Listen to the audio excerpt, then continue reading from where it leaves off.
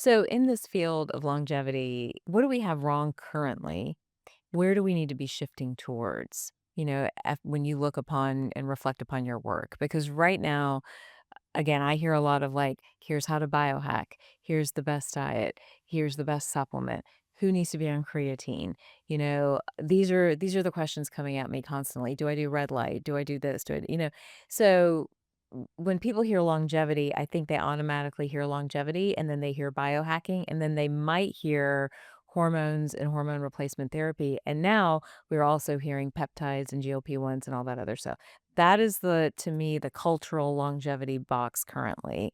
Where would you like to see this conversation shift towards? So those I think you hit on every nuance, and I'll tell you, I'm lucky and I've had great mentors, but I've worked in the field of peptides, hormones, metabolism my entire career. Plus, I've had an innate interest in genetics, being born an identical twin. Right. So for me, it was an organic process where what's absolutely missing is N of one. So I called the work I did and I designed it as a going forward perspective protocol because as I know in medicine, it's not just what you observe, you have to actually prove outcomes. Mm. And I knew that the theories I had back 20, 30 years ago needed to have proof of concept and needed to show that we could actually change the direction of your future health trajectory by drilling into what made you, you, what made me, and Mhm. even my identical twin different than me.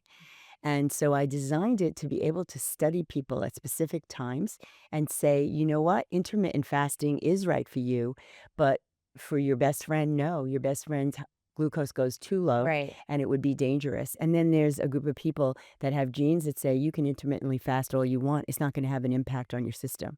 And that's what I think is missing, the notion that you can't generalize even outstanding evidence-based medicine done in thousands, if not millions of people to the average because none of us is average. Each one of us is distinctly different.